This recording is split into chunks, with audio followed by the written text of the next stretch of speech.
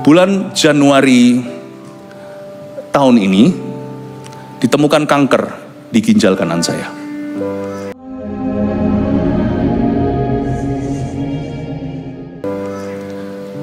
Dan semua itu bermula dari tidak ada angin, tidak ada hujan. Istri saya itu tergerak, harus check up. Kebetulan waktu itu kami mau pergi ke Malaysia. Gak ada apa-apa.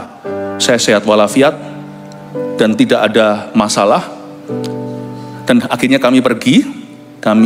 Kami berdua, suami istri, dan juga beberapa hamba-hamba Tuhan dari GMS Rooftop. Waktu pergi itu, semua yang lainnya tegang, saya yang paling nyantai. Imannya mungkin yang paling kuat. Tapi saya doa, terus terang saya doakan mereka semua baik-baik semuanya, semua tegang. Tapi tegang-tegang gitu juga malam sebelum check up, makan durian, yang ngawur memang. Akhirnya kami pergi kan, waktu setelah pergi itu check up satu-satu.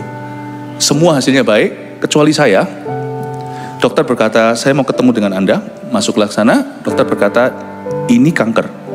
Tapi belum bisa ditemukan karena kalau kanker, kata dokter, yang di ginjal itu silent killer. Jadi kalau sampai ada gejala berarti sudah menyebar. Itu nggak bisa dideteksi dengan cek darah doang atau kalau kita cek lab blood test, nggak bisa. Dan kalau saya telat 5 bulan katakan, itu pasti sudah menyebar. Dan ceritanya beda. Istri saya itu bisa tiba-tiba digerakkan oleh Tuhan. Padahal itu bukan jadwal rutin kami untuk check up. Jadwalnya ada sendiri. Akhirnya dokter memberitahu kepada saya, USG, saya mau USG Anda untuk memastikan. Pertama di USG. Di USG akhirnya pasti. Dan dokter waktu break the news ke saya, istri saya kasihan. Istri saya seperti orang yang tiba-tiba dipukul berapa ton. Coba bayangkan kalau itu terjadi pada suamimu. Jadi saya melihat istri saya itu tabah. Dan ketika dokter beritahu saya begitu, saya tenang. Terus terang ini perasaan saya. Please jangan salah sangka. Saya termasuk egois untuk merasa itu. Waktu dokter berkata, Anda ada kanker, ini sudah positif. Saya tidak geming, malah sempat bergembira. Aneh ya. Sekilas akal sehat saya belum main, tapi insting saya atau perasaan intuisi saya itu tiba-tiba happy. Oh, akhirnya aku akan bertemu Yesus muka dengan muka. I will see him face to face.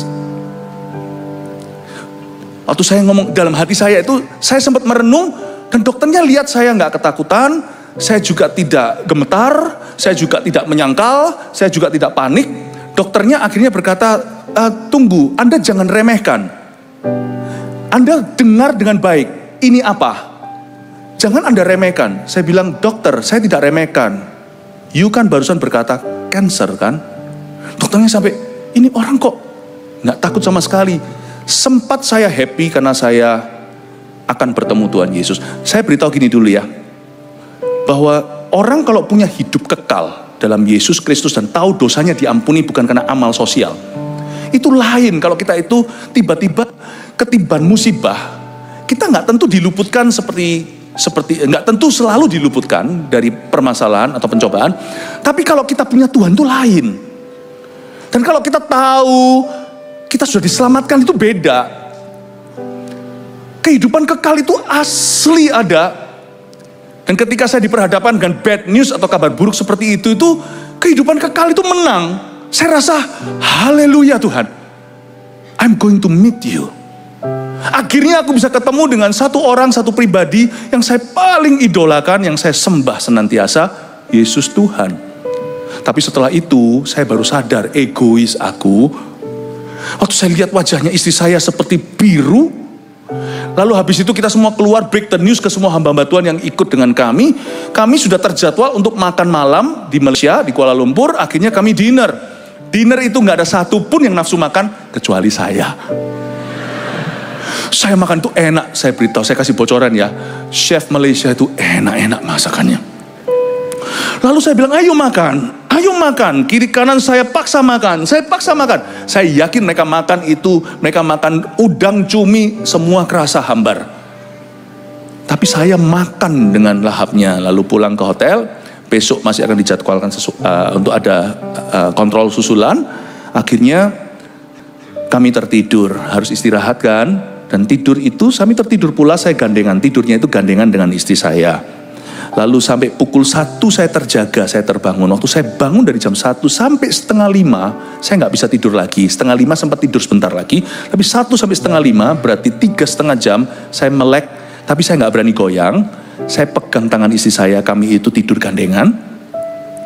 Ini saya mulai nyusul. Dasar saya ini kurang pinter ya. Jadi mikirnya telat, tell me namanya. Saya pikir waktu itu besok kan akan dicek lagi. Sudah seperti apa, apakah ada penyebaran dan sebagainya. Waktu saya sebelum dicek itu saya sudah mulai sugesti. Karena minggu itu saya agak sedikit sesek nafasnya. Saya kira sesek nafasnya mungkin karena kecapean. Tapi sampai saya dapat news itu, semua akhirnya terjadi gatuk logi, mulai saya kait-kaitkan. Dan malam itu saya tidak bisa tidur. Karena saya waktu dengan tangan satu saya ambil HP saya riset, kalau sampai sudah menyebar ke paru-paru saya, kipas angin namanya, mungkin waktu hidup saya cuma tinggal sebentar. Mungkin 3 tahun, 5 tahun, mulailah matematikanya jalan. Saya bisa nikahkan putri saya, tapi apakah saya juga bisa nikahkan? Tapi saya belum temukan, saya dan mamanya belum menemukan jodoh untuk anak kami kedua, Jeremy. Lalu saya paling sedih itu adalah memikirkan Warren, bisakah saya lihat dia wisuda? Dia waktu itu masih SMP. Lalu habis itu wajah jemaat satu-satu muncul di kepala saya. Si ini belum ini, si ini belum itu. Yang ini gimana? Dia belum dewasa. Wajah Anda satu-satu muncul. 3,5 jam itu stres setengah mati. Tadi siangnya, sorenya saya masih happy ya, tidak bergeming. Pukul 1 sampai setengah 5 itu terasa seperti neraka. Terus saya pikir, Tuhan, aku itu selalu ready ketemu Tuhan. Karena aku punya hidup kekal. Tapi aku gak siap tinggalkan orang-orang ini, Tuhan. Masih banyak yang harus kukerjakan dalam hidup mereka. Semua kalkulasi saya, semua skenario, tidak ada satupun yang klop. Singkat cerita, akhirnya saya dan istri menolak untuk dioperasi. Saya dioperasi di Malaysia, bukan karena apa? Karena saya harus pulang dulu ke Surabaya demi tugas. Itu bulan Januari, ada beberapa Christmas pemerintah, Natalan ASN contohnya, dan khususnya highlightnya adalah Natal di Kota Madya, Balai Kota Madya Surabaya. Nggak mungkin saya nggak ada di sana untuk Pak Eri, wali kota kesayangan kita. Saya nggak mungkin tidak di situ untuk beliau dan untuk kota tercinta. Mereka nggak tahu semuanya. Saya waktu itu masih ada kanker. Waktu saya berkhotbah di tempat jenengan pada waktu itu Pak Eri. Dan pulang itu saya juga berkhotbah. Saya harus berkhotbah di rooftop. Itu sudah jadwal streaming. Kan nanti jemaat jadi gimana? Dinanti-nanti pastornya GR nih, kalau Anda tunggu-tunggu saya, tiba-tiba habis itu saya nggak muncul kan gimana? Jadi saya khotbah di rooftop, dan nggak tahu Anda ingat nggak, di setiap ibadah saya akan ada berkata saya ngomong begini sama jemaat, I love you. Ya, saya kira itu menyebar kemana-mana, ternyata puji Tuhan hasilnya tidak. Kasih tepuk tangan tuh Tuhan dulu. Nggak menyebar kemana-mana, cuma di ginjal kanan saya. Tapi kalau silent killer ini dibiarkan, kalau sampai ada gejala, berarti sudah menyebar. Istri saya peka, literally secara harafiah, istriku menyelamatkan, my wife, Tuhan memakai istri saya untuk menyelamatkan your pastor. Makanya penting sekali suami istri itu berdoa, suami istri itu mendekat ke Tuhan. Spion kiri kanan itu harus jalan.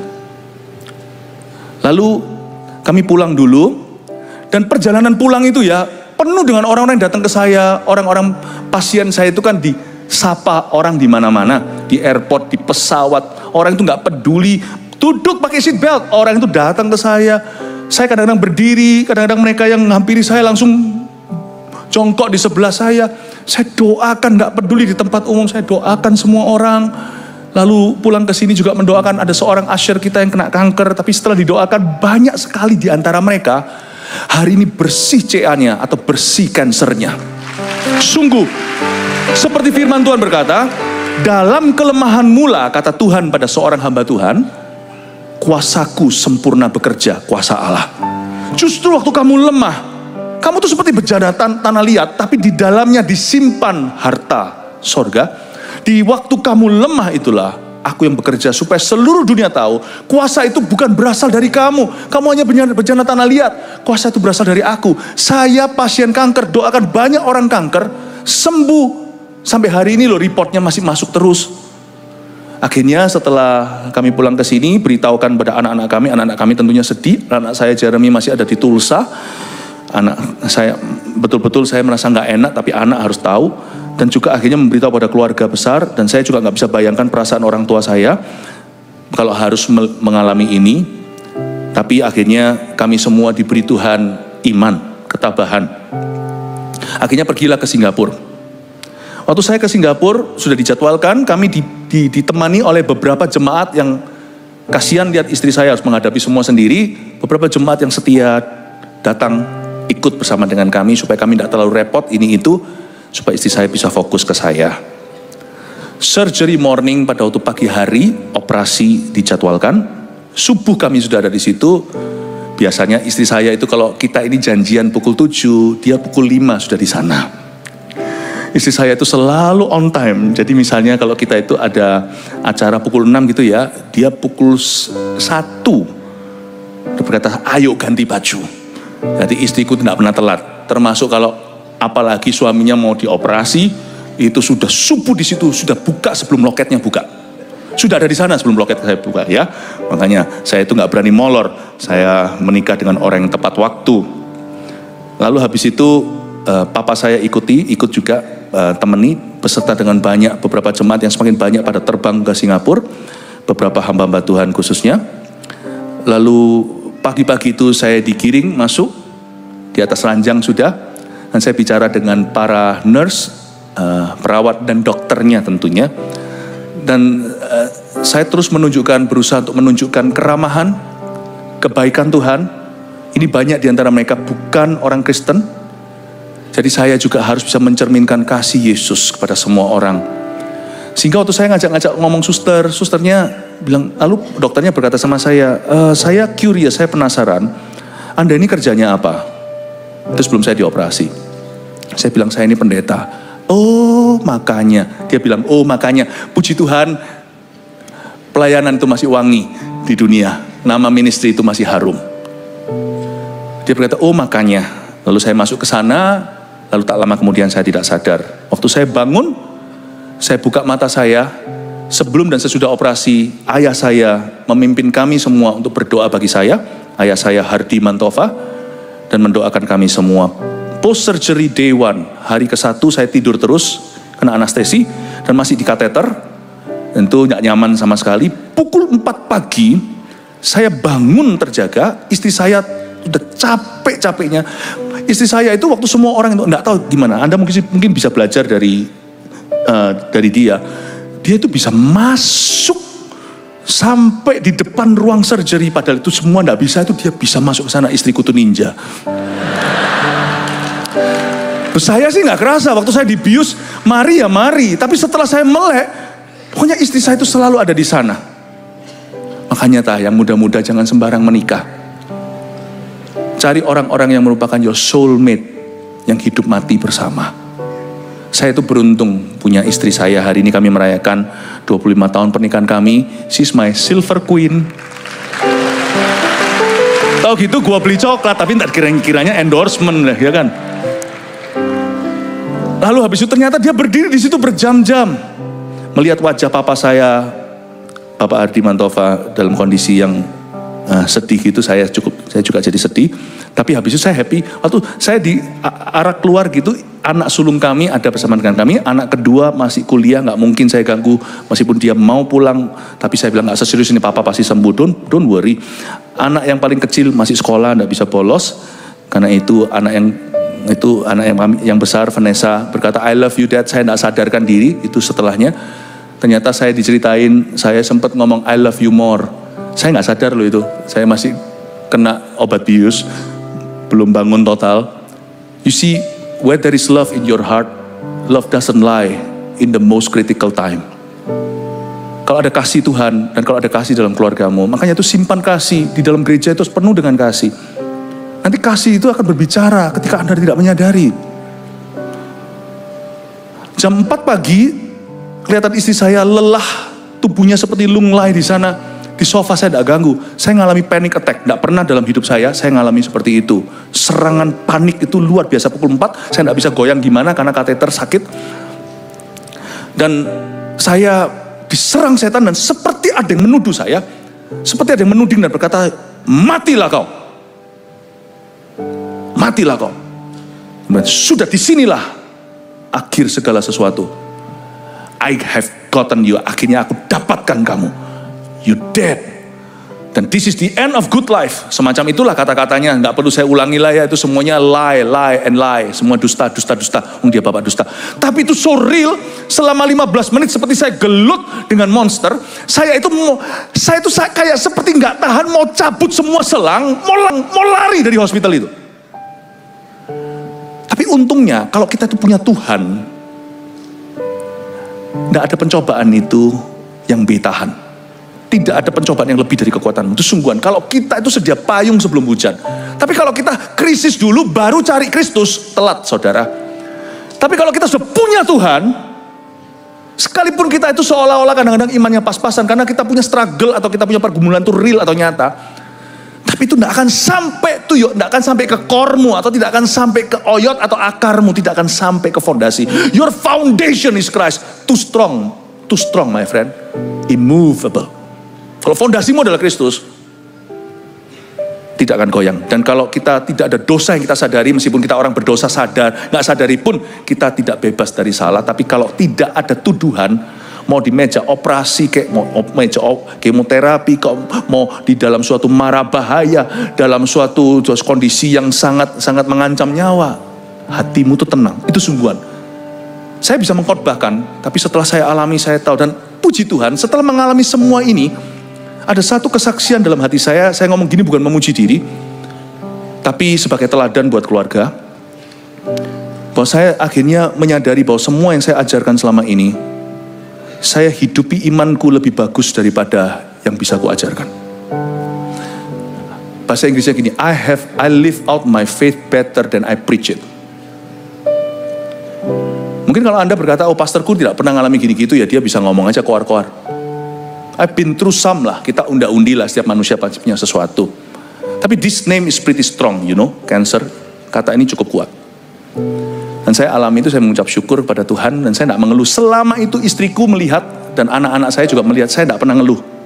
Anak-anak saya ada beberapa di sini, tahu saya tidak pernah mengeluh sama sekali. Tapi jam 4 itu real ya, seperti gitu 15 menit. Tapi akhirnya saya bisa kalahkan. Saya berkata sama setan, kamu boleh ngomong apapun juga. Saya ngomong begini sama Tuhan, tapi kepada kasih setiamu aku percaya. Saya ngomong dalam hati saya, pada hati saya, I know Jesus loves me. You may say whatever you'd like to say against me. Kamu mau ngomong apa aja terhadap saya, Jesus loves me. Dengan begitu aja 15 menit kemudian, semua setan itu pergi, lalu dokter datang. Waktu dokter datang, dia cek semuanya, ya kan tidak terbukti yang setan katakan. Dokter berkata, kamu baik sekali keadaannya, recovery so fast. Ini baru malam pertama, baru 1 hari saya di situ. Copot semua kateternya, nggak perlu dia. Dan kalau udah ada apa-apa, bahkan sekarang juga bisa keluar dari hospital, dia bilang. Cuman dijaga dulu 1 hari, kan dokter harus selalu hati-hati. Saya bilang nggak apa-apa, saya tinggal di sini, nggak apa-apa. Lalu hari kedua post surgery. Day itu terakhir sebelum saya check out. Itu pagi-pagi sekali dokter sama kita miskom jam datangnya. Jadi istri saya seperti saya katakan tadi, dia selalu early. Jadi dokter katakan dia mau harusnya itu dia datangnya pukul sekian, ternyata kita salah ngerti. Istri saya sudah rapi. Kita semua sudah rapi, saya masih diranjang. Akhirnya kita lihat-lihatan. Lalu saya ajak dia slow dance jam 6 pagi. Kami berdansa pelan. Baru kemarin saya dituntun papa untuk bisa jalan pelan-pelan untuk kembali ke seimbangan. Saya slow dance keesokan harinya dengan istri saya. Terus saya tanya, itu speakernya kok nggak pernah aku lihat? Iya, aku pinjam dari hotel. Iya ya, itu speaker dari hotel ya, kamu ambil ya. Tapi sudah balik kok, kita nggak pernah mencuri. Kalau sudah mau operasi kayak saya begini, sudah nggak mikir speaker. Tapi setelah itu ternyata saya recover cuma 1 hari. Semua bagus, semua bersih. Nggak menyebar sih. Tapi ginjal kanan saya diambil separuh. Jadi saya sekarang manusia 1,5 ginjal. Tapi kalau 5 bulan lagi, mungkin ginjalnya semua harus diangkat. Dan sudah harus masuk ke level berikutnya. Kalau itu penyebaran. Ternyata seperti yang saya takutkan, saya punya paru-paru itu apakah itu sudah menyebar, ternyata tidak terbukti kok. Memang saya minggu itu agak sesek nafas karena saya keletihan, saya kecapean. Jadi bukan karena kankernya, puji Tuhan. Dan haleluya. Jam 6 itu setelah slow dance dengan istri saya merasa gini, saya merasa kayak I'm the luckiest man in the world. Saya pria yang paling beruntung di dunia ini.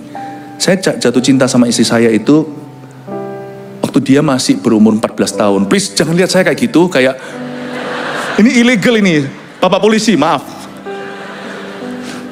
Karena bukan salah saya, karena dia tinggi dan pembawaannya itu sangat mature, sangat dewasa. Jadi saya kira dia umur 17.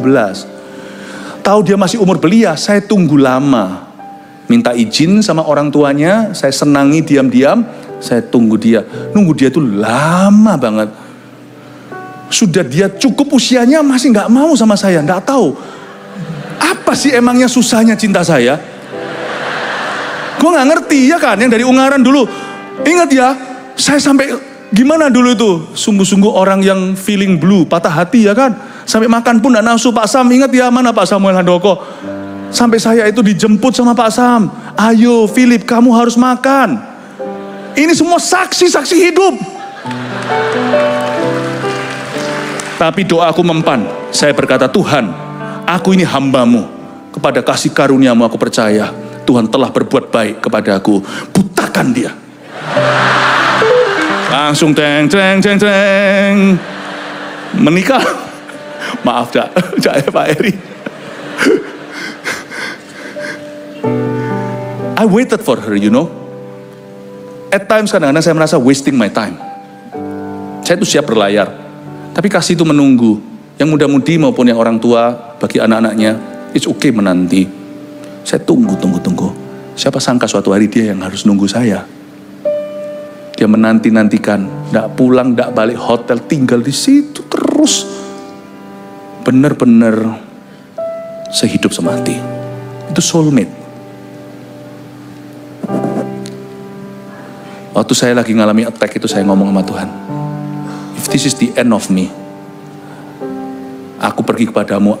Dari awal dapat news itu, aku happy kok. Tapi Tuhan, aku tahu, ya Tuhan Yesus, bahwa Engkau belum izinkan, karena aku masih dibutuhkan. Dan saya bilang, saya akan selalu berada di sisi istri saya selama-lamanya. There's no one that I would marry. Kalau saya bisa dikasih kesempatan lagi dan lagi. She's the one for me. Maybe I'm the one or not the one for her. I will fight the other man to be the one for her.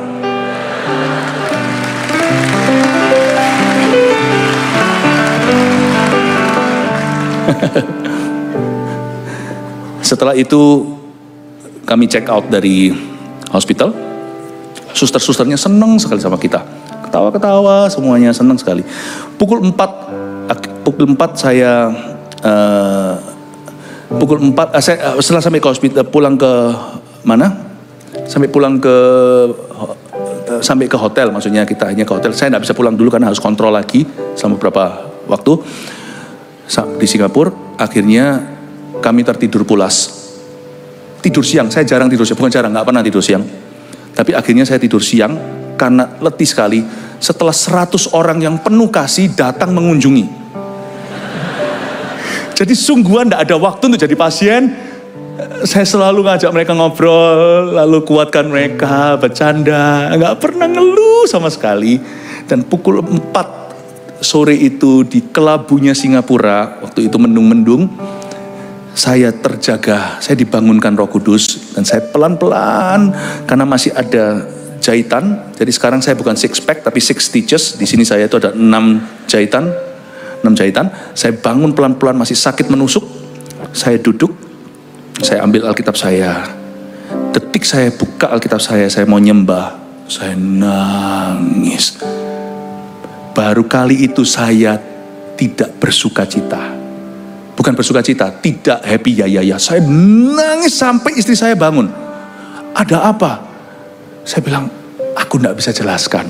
Ini perasaan saya. Semua 1001 nano perasaan ada di situ. Everything. Dari happy, dari terharu, dari surprise, kayak nggak percaya ini sungguhan terjadi. Segala sesuatu campur baur di sana, hanya air mata yang bisa cerita sama Tuhan. Tuhan ada di situ sih, selalu di dalamku, tetapi saya bisa curhat itu ya saat itu. Sebelumnya saya happy terus surgery. Setelah bangun saya selalu happy, cuman pukul 4 sampai 4.15 itu saja saya perang rohani. Tapi setelah itu baru nangis itu kali itu waktu pukul 4 sore setelah saya check out dari hospital itu, saya nangis sejadi-jadinya. Semua perasaan ada di sana kecuali 3. Tidak ada takut, tidak ada ragu, tidak ada bimbang. Gak ada sama sekali. Semua perasaan surprise, surreal bahasa Inggrisnya. Kayak, really? Is this happening? Gak pernah kebayang. Dari semua perasaan itu campur menjadi satu. Ada 3 yang tidak ada di sana. Tidak ada ragu dalam hatiku akan Tuhan. Tidak ada bimbang. Dan tidak ada rasa takut. Saya dorong Anda, Bapak Ibu Saudara. Kalau Anda mengalami hari ini berbagai macam masalah, termasuk penyakit, termasuk kanker sekalipun, mendekatlah pada Tuhan. Jangan menjauh, justru mendekatlah sama Tuhan. Karena hanya Tuhanlah sandaran. Percayalah saya. Sekarang saya bisa berkata begitu. You believe me that Jesus is the only comfort you could have in the deepest of your heart. Di dalam hatimu terdalam hanya Yesus yang bisa menghibur dan menguatkan hati kita. Amin Bapak Ibu Saudara. Kasih tepuk tangan untuk Tuhan. Akhirnya singkat cerita, saya pulang. Sebelum pulang kami Zoom dengan semua gembala regional. Lalu saya cerita dengan mereka, I made you a promise gembala regional, that I will come back stronger. Saya bilang, cuman 2 minggu aja. Betul ya Yang? 2 minggu tok ya. Aku istirahat. Saya bilang, don't worry guys, I'm not a patient. Saya sudah clear, tidak ada cancer, bersih sama sekali. Dan saya berkata, I will come back stronger. Saya akan kembali dengan lebih ganas lagi untuk menyelesaikan visi misi Yesus Kristus lewat gereja kita. Dan ini adalah sejak saya surgery, sejak saya operasi bulan Januari, Februari, sampai hari ini adalah khotbah saya yang ke-189.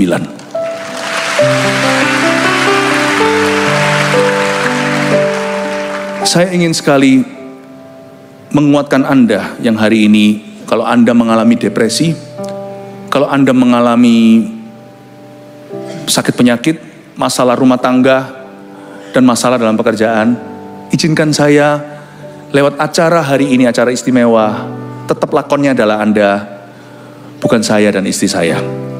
Kami ingin mempersembahkan malam ini untuk ministry, untuk meninggikan nama Tuhan, mengarahkan mata ke Kristus, dan juga memperhatikan Anda. Please don't worry ya, Jesus is real. Apapun terjadi, kalau ada hidup kekal di dalam dirimu, namamu tertulis dalam kitab kehidupan, tidak ada yang kita takutkan, itu sungguhan. Amin. Dan saya rindu sekali memakai kesempatan ini untuk betul-betul minta minta satu favor. Minta Anda untuk membantu kami untuk menyelesaikan visi misi Tuhan lewat gereja ini. Saya rindu sekali agar kita bisa merampungkan visi 1000 gereja lokal dengan 1 juta murid itu pasti akan digenapi dalam masa hidup kita. Will you help me? Will you help me save the lost? Maukah Anda membantu kami untuk menyelamatkan yang terhilang? Membebaskan hidup yang terbelenggu. Memulihkan hati yang terluka. Menyelamatkan orang-orang berdosa seperti Anda dan saya, dan memuridkan bangsa-bangsa. Memberi pengharapan kepada orang yang di bawah tekanan, yang depresi berat. Mendoakan kelepasan untuk orang yang terkena obat-obatan.